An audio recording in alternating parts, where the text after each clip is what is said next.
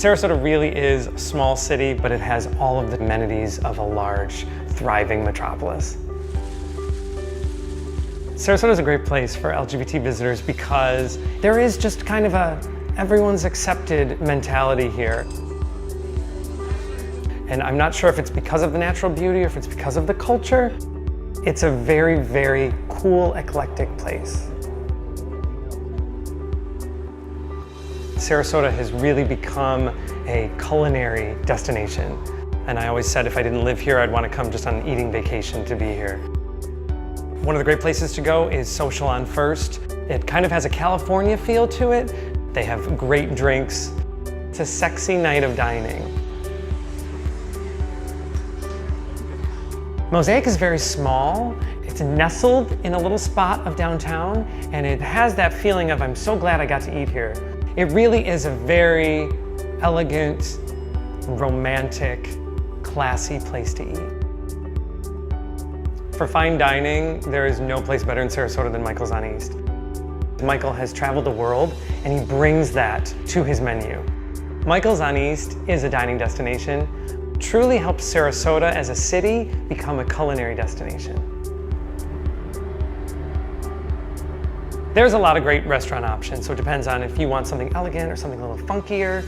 State Street Eating House, right downtown, is kind of a hipster vibe. What they've done is deconstruct a lot of classic meals and serve them in a different way.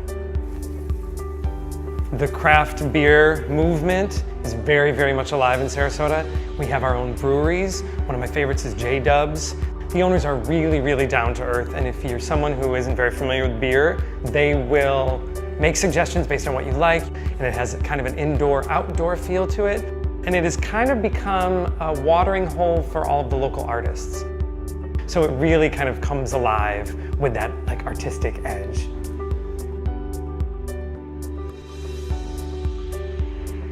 OLearys is one of my favorite places because you can literally have your feet in the water, watching the sunset right on the water. It is as close to the water as you can get without being in it. Sarasota loves brunch. We have a great brunch scene. A great option is the Blue Rooster. You walk in and you almost feel like you could be eating in kind of a speakeasy, exposed lights that hang over the tables, a reclaimed feel when you look at the restaurant. They have a gospel brunch, so it's a mix of our thriving arts with our amazing brunch options. It's the best of dining in like a Brooklyn feel, still in Sarasota.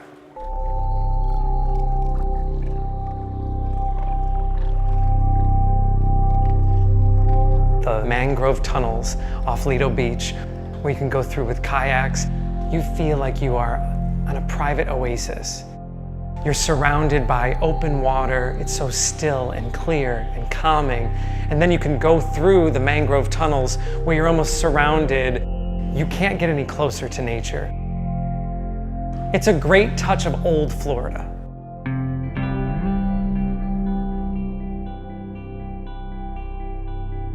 Sarasota is known for its mid-century modern architecture. We have the Sarasota School of Architecture here, and the homes on Lido Shores are like pieces of art themselves. One of the great things to do is drive around, go through those side streets on Lido Shores, and really soak in the architecture.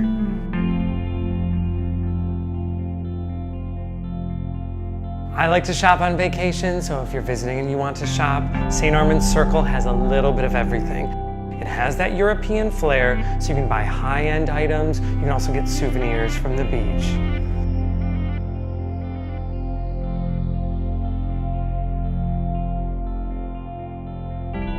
If you're into seeing people, the Saturday morning farmers market is the place to go. It's become a magnet for people who want to buy local organic produce or homemade craft items.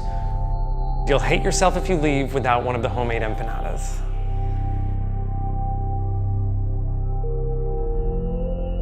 You have to see Siesta Key to believe it.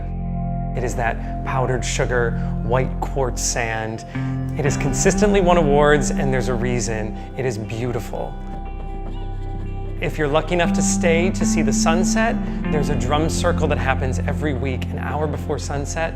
It's a huge circle with musicians and drummers and dancers and people doing hula hoop and fire dancers, a collection of hippies.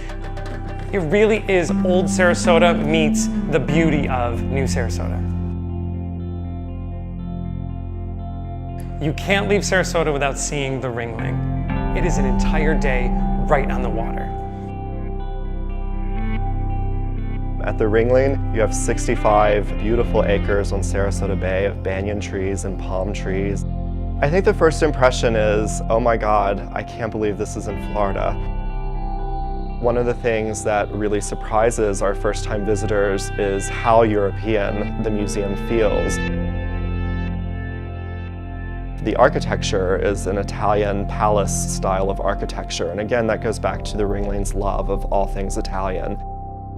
There really is something for everyone on the estate. TripAdvisor just named us in the top 20 museums from around the country, and we're the #2 destination in Florida.